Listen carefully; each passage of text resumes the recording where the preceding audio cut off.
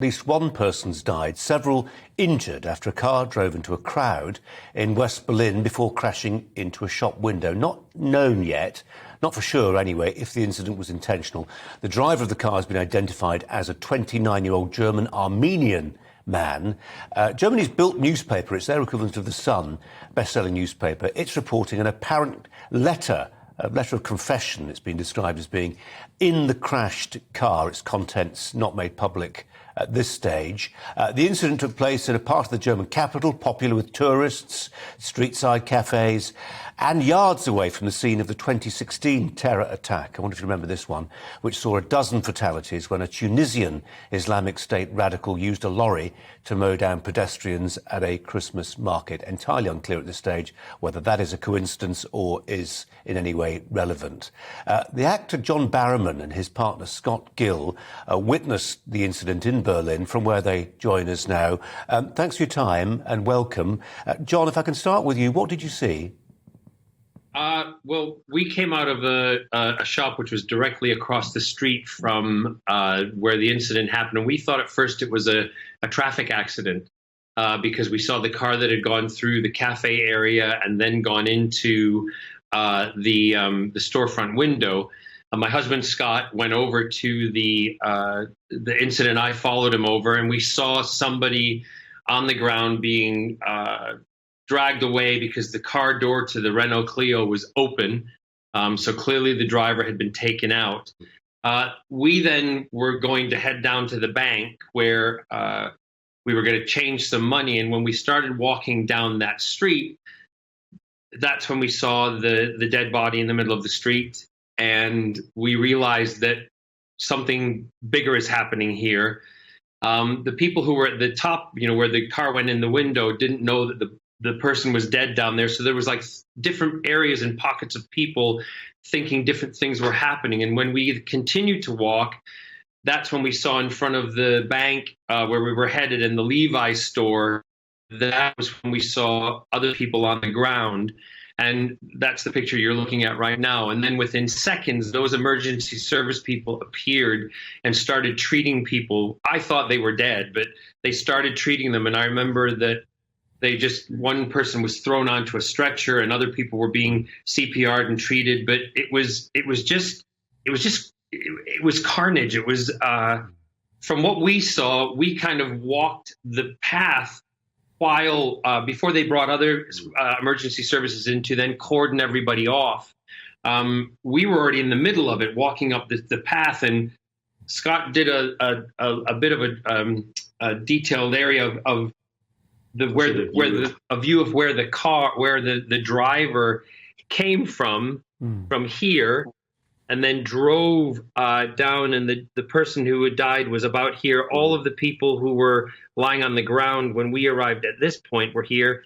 This is where he then drove into the window of the store going through the cafe area opposite the Europa Center, and that we came out of the store, which was directly across the street. So from what we were able to see on the ground, from the mess and the poor people were just bowled over, there's no way that it was a person collapsing. Deliberately targeted. Yeah, it was deliberately done, because also there was last night when we had dinner in that corner, we walked home and we didn't find out until today that it was across the street where the Christmas market stuff had happened. But there were bollards all over the place to protect people from the cars, but the car was going so fast, one of those bollards exploded and all over the road. That's really interesting. I mean, Scott, I remember being sent to cover, do you remember that dreadful, you mentioned the Christmas market attack in 2016. I mean, it may be a coincidence, right, that it's happened so close here. But I remember being sent to cover the Nice lorry attack. Very similar modus operandi then. It was a terror attack. Young man in lorry bowling through literally dozens of people. One thing that struck certainly the journalists who were covering that story then were the eyewitness reports. And as you say, there's what you see, there's also what you hear. And Scott, I just wonder whether the first thing actually oftentimes is what you hear. If the car really was travelling, some reports suggested anything up to 90 miles per hour, you're going to hear the high-pitched whine of an engine being stretched to the limit. You're going to hear people being hit or a bollard being hit or whatever it is, way before the sirens turn on. What did you hear?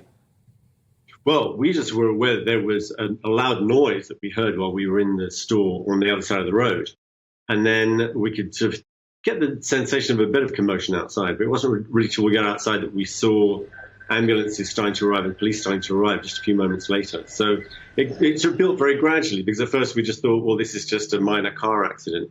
But then we began to realize that there's far more incidents further up the street, and that this is a much bigger scene than we'd imagined in the beginning. Yeah, if they're predicting that it was going somewhat 90 miles an hour, there was a lot of stuff strewn around that was just bowled over by this vehicle. Yeah, a lot of debris strewn up the street. So the picture emerged very slowly for us. It wasn't like we thought, oh, we know it's happening immediately. It really was something which emerged. When they cordoned, the second wave of first responders came in and they cordoned off all of the area, we were in the center of it.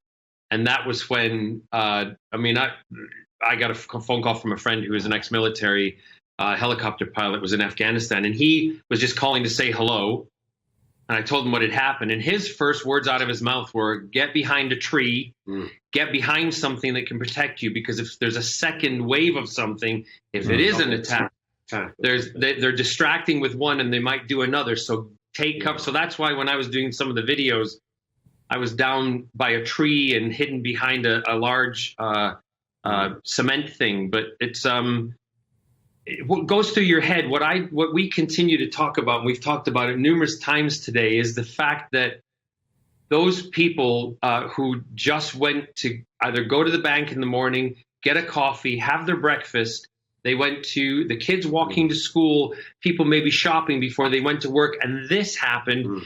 I know they're trying to stay away from the word terrorist, but that person terrorized those people, deliberately targeted them. And I know the investigation is being done, but we saw what that person did, and there's no way that was an accident. Well, you've made that really, really clear, and it's a compelling eyewitness account for which we thank you both very much indeed. John Barrowman and Scott Gill, thanks for your time. Really appreciate it.